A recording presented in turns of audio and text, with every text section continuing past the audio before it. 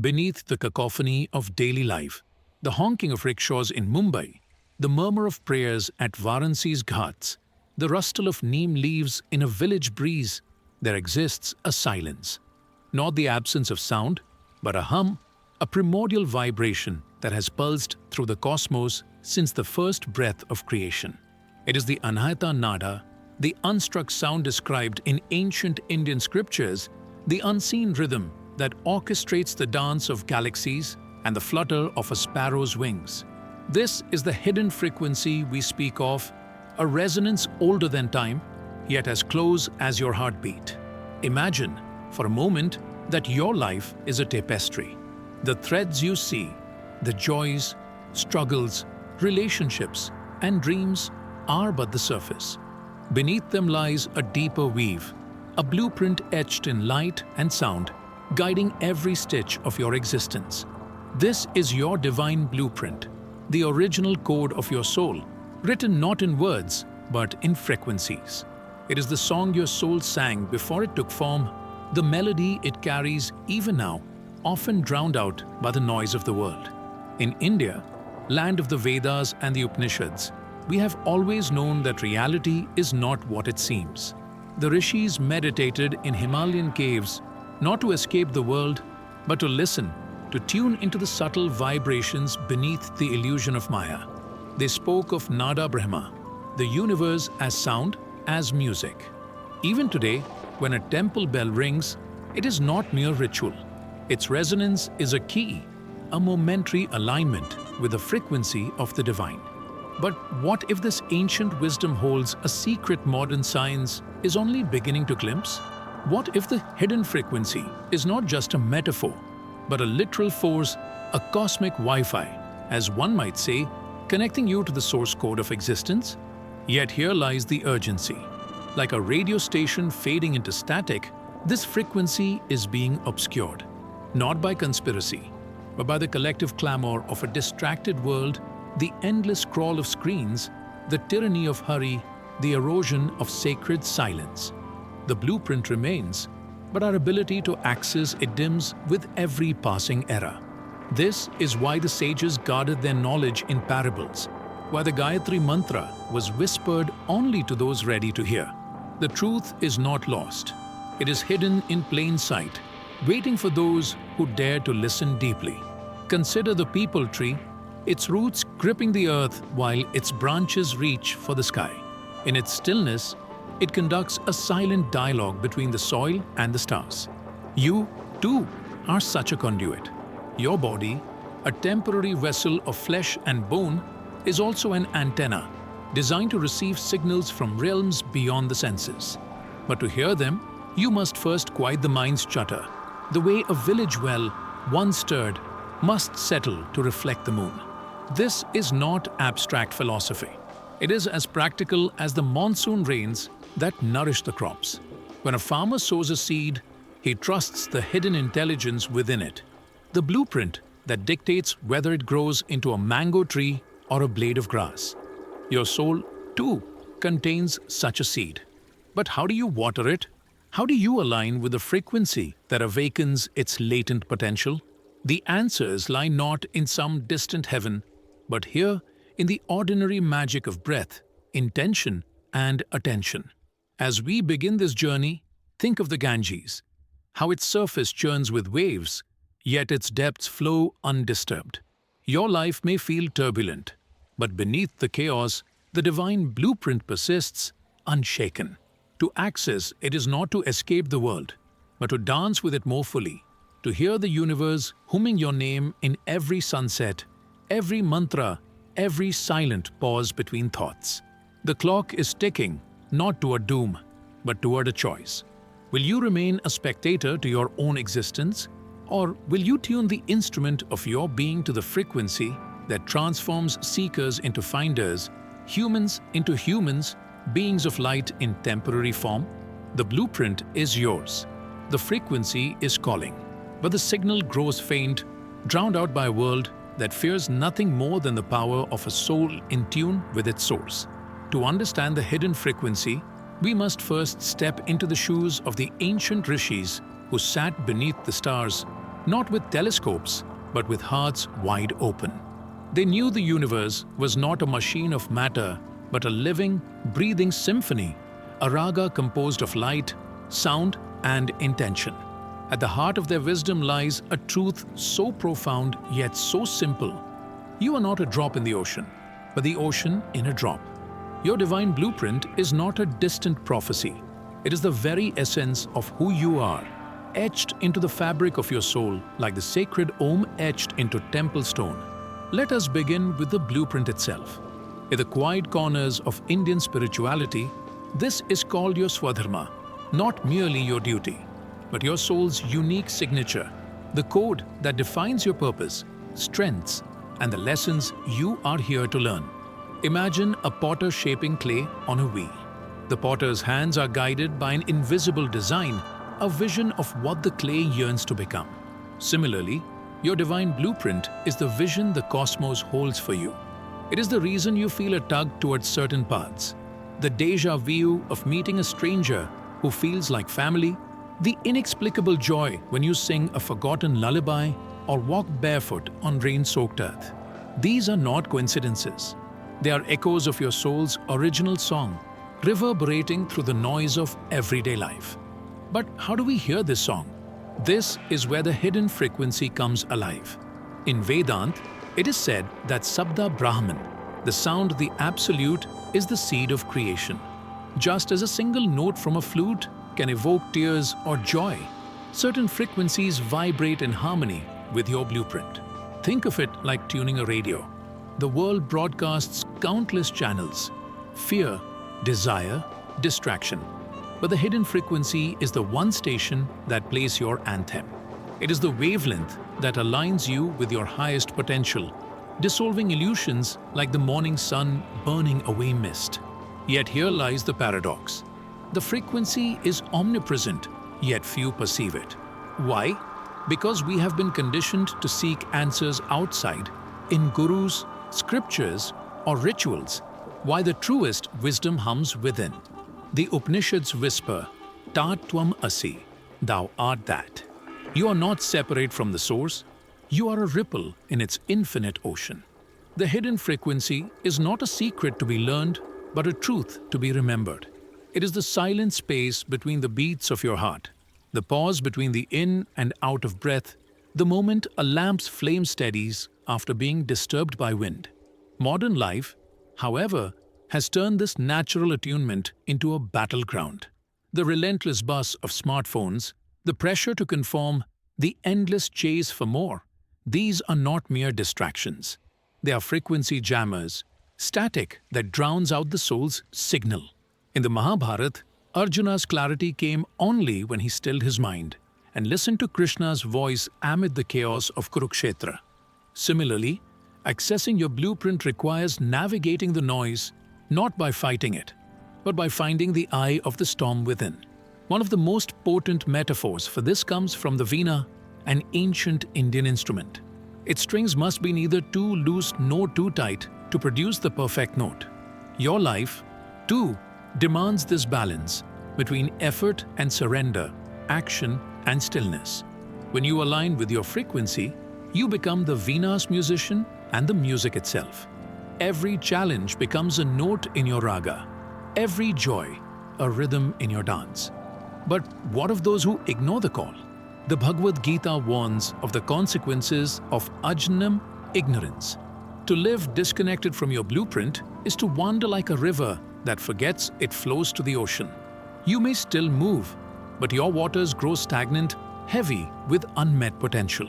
This is why the sages emphasized svadhyay, self-study, not to judge oneself, but to recognize oneself, to peel back the layers of conditioning and touch the timeless truth beneath.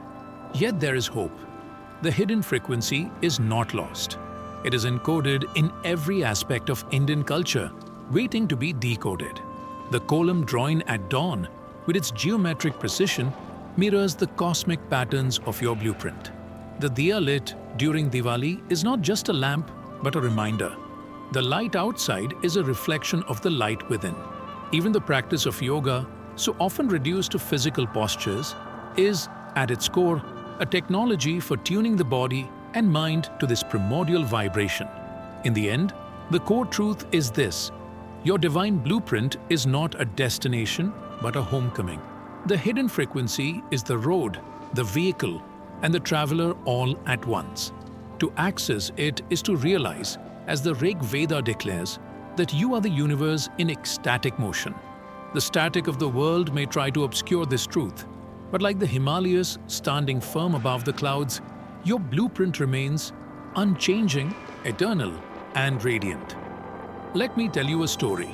Long ago, in a village nestled at the foot of the Nilgiri hills, there lived a young girl named Amara.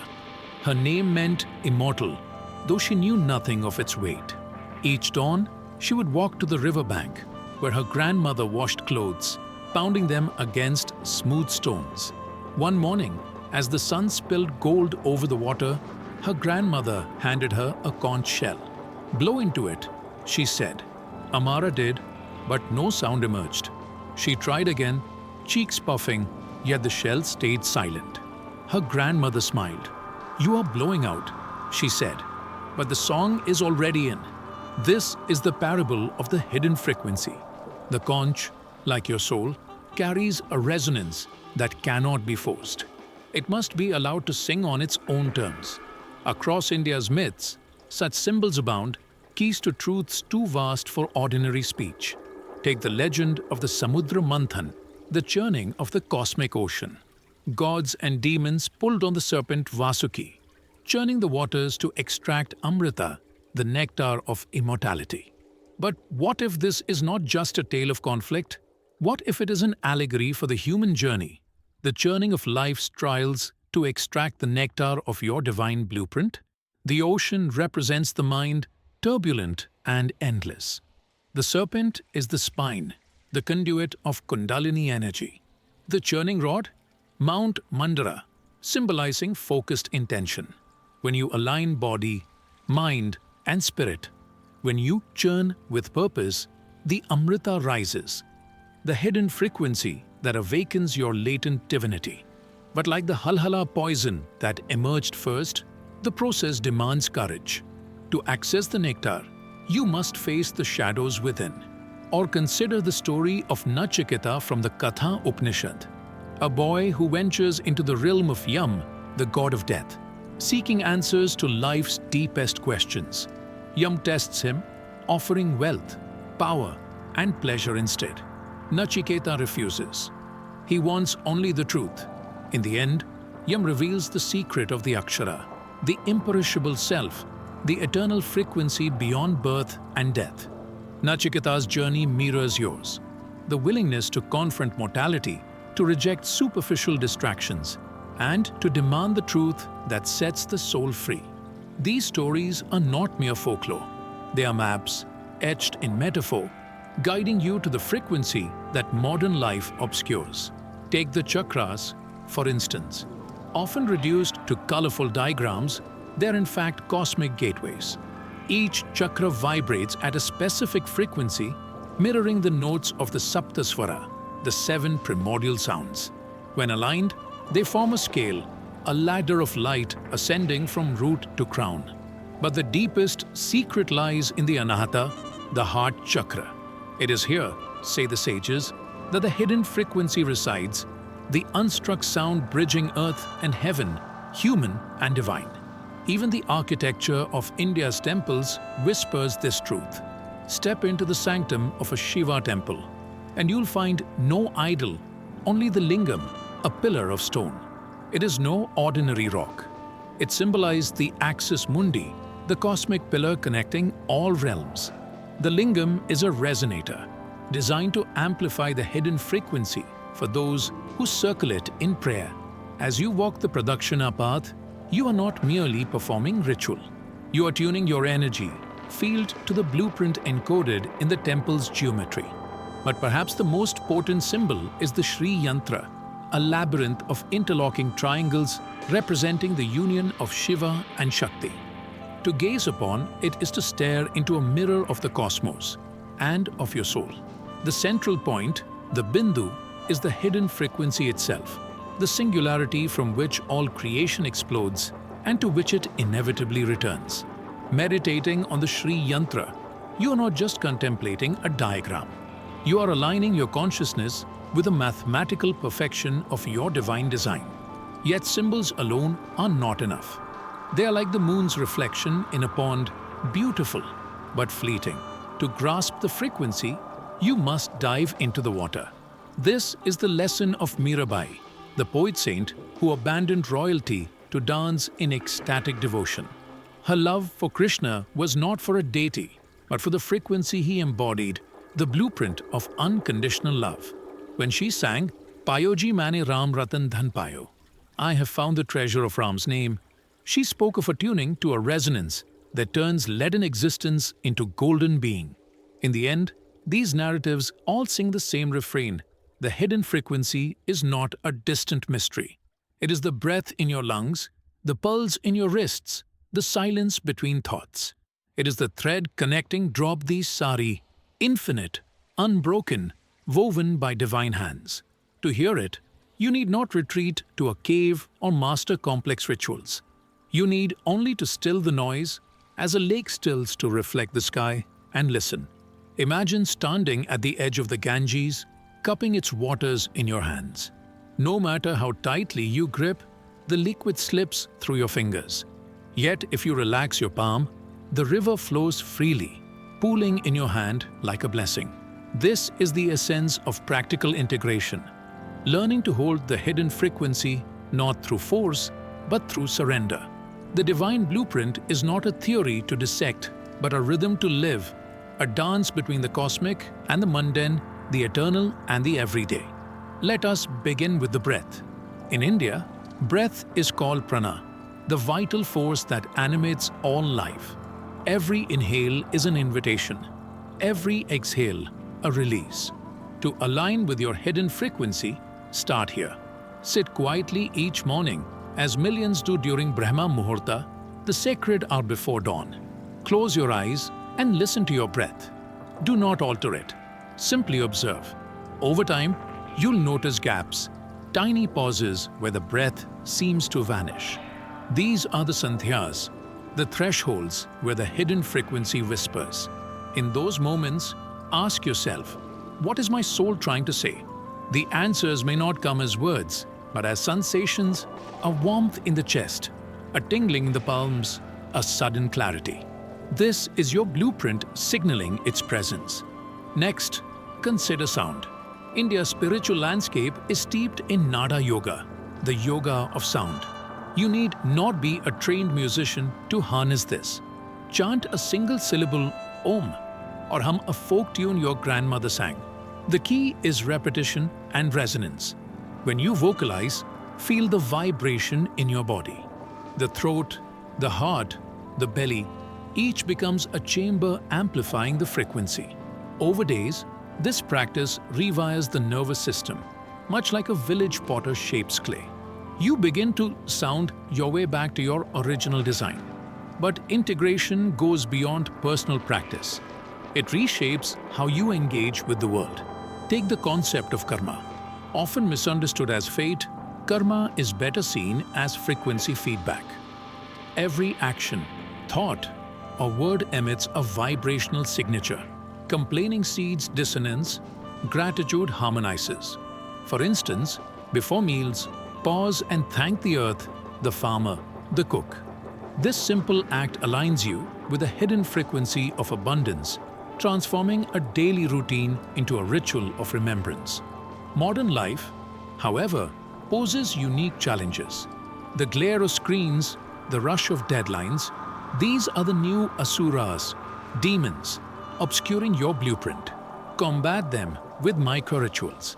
When scrolling your phone, pause and trace a column pattern on your palm, a tactile reminder of cosmic order. Before a stressful meeting, visualize your spine as Mount Meru, the axis of the universe, grounding you in stillness. Even traffic jams become opportunities. Roll down your window, feel the breeze, and recall Krishna's words, I am the taste in water, the light in the moon and sun. The divine frequency is not confined to temples. It hums in honking cars, bustling markets, and monsoon rains alike. Relationships, too, are mirrors. The people in your life, family, friends, even adversaries, are not accidents. They are resonant frequencies reflecting parts of your blueprint back to you. When conflict arises, ask, what chord is being struck within me? A critical parent may highlight unresolved self-doubt. A jealous friend might mirror your own hidden insecurities. By leaning into these reflections, you tune your interactions from discord to harmony. Yet perhaps the most profound integration lies in seva, selfless service. When you feed the hungry, teach a child, or plant a tree, you step into the flow of Rita, cosmic order. Your actions become notes in the universe's symphony. A farmer in Punjab once told me, when I sow seeds, I don't just grow crops, I grow God. This is the alchemy of practical spirituality. Ordinary acts become portals to the extraordinary. But what of doubt? What if the frequency feels elusive, like a mirage in Rajasthan's desert? Here, the wisdom of the Bhagavad Gita offers solace. Yoga is the journey of the self, through the self to the self. You need not achieve alignment. You need only return again and again to the practices that reconnect you. Miss a day of meditation? Forgive yourself. Lose patience? Begin anew. The blueprint is patient. It waits like the banyan tree, roots deepening silently until the moment it bursts into canopy. Finally, consider the power of community. In Indian villages, festivals are not mere celebrations but collective tuning forks. During Diwali, millions of lamps ignite in unison, creating a wave of light that momentarily syncs the nation's frequency. You need not wait for a festival. Gather friends for satsang, a circle where stories, songs, and silence weave a shared resonance. In such spaces, individual blueprints harmonize, creating a chorus that transcends the self. The hidden frequency is not an escape from life, but a deeper immersion into it. When aligned, even hardship becomes sacred. A mother nursing a sick child channels the nurturing energy of Durga. A student studying by candlelight taps the focus of Saraswati. A laborer building a road embodies the resilience of Shiva, the divine laborer. Your blueprint is not separate from your roles, it is the light within them. As the sun dips below the horizon, painting the sky in hues of saffron and indigo, consider this: every ending is a beginning in disguise. The journey we've undertaken through the whispers of ancient frequencies, the churn of cosmic myths, and the quiet revolutions of daily practice is not a path to some distant enlightenment. It is an invitation to come home, to the you that existed before names, before roles, before the world told you who to be, to the you that is, always has been, and always will be, a note in the eternal raga of existence. In India, we have a saying, Jaisa Desh, Vaisa Bhesh. As the land, so the attire. You are not a stranger in this world, but its living expression. The hidden frequency is the loom on which the fabric of your life is woven. To access it is not to transcend your humanity, but to embody it fully, to wear your divine blueprint like a royal garment, stitched with threads of stardust and soil. The rishis did not escape the world. They danced in its flames and found the nectar within the fire. So can you. Think of the monsoon. For months, the earth cracks under the heat, longing for rain. Then, one day, the first drop falls. It does not debate whether it is enough to quench the thirst of a continent. It simply falls, trusting its place in the cycle. You, too, are that drop. Your every breath, every act of kindness, every moment of stillness sends ripples through the cosmic ocean. The blueprint is not a static map, but a living river, and you are both the pilgrim and the path. Yet time is not linear, it is a spiral. The urgency to awaken is not because the world is ending, but because it is beginning anew. The shadows of ignorance, war, greed, separation grow darker only because the dawn of collective awakening draws near. Your alignment with a hidden frequency is not a solitary act. It is a rebellion against the illusion of separation, a declaration that the divine is not in some far-off heaven but here, in the hands that plant rise, the voice that comforts a child, the heart that refuses to harden. Let me leave you with a story. In a forgotten village near the Narmada River, there once lived a lamp maker. His diyas were famed for their glow, though he used no special oil or wick. When asked his secret, he smiled. "I make each lamp as if it were the first and last I'll ever craft," he said. "I pour into it the light of my ancestors and the silence of my prayers. The flame you see is not mine. It is the universe lighting itself through my hands. You are that lamp maker. Your life is the diya. The hidden frequency is the flame that never dies. To live in alignment is not to seek perfection, but to offer your imperfect, trembling light to the world. When you do this, you join the countless others, saints, farmers, artists, mothers, who have kept the eternal flame alive across millennia. The call now is not to become spiritual, but to remember you already are, to walk into a temple and recognize the sanctum within your chest, to hear a bhajan and feel it stir the blueprint in your bones, to look into the eyes of a stranger and see the same frequency that animates you. This is the real Sanatan Dharma, the eternal law, not as a religion, but as the rhythm beneath all religions, all lives, all creation. Begin today, not with grandeur, but with the smallest of steps. Light a diya, not just on Diwali, but every evening as a pact with your inner light. Walk barefoot on grass, letting the earth's frequency recalibrate your own. Speak one truth you've buried, for authenticity is the language of the soul. Forgive one wound, not because it's deserved, but because resentment distorts your resonance. And when the noise of the world grows loud, when doubt whispers that this is all fantasy, return to the breath, to the pulse at your wrist, to the unbroken hum that predates the birth of stars. You are not here to find yourself. You are here to remember yourself. The Vedic seers declared, "I am Atma Brahma." This self is the universe. You are not a seeker. You are the destination. The hidden frequency was never hidden. It was only waiting for you to stop and listen. The time is now. The place is here. The moment has always been yours.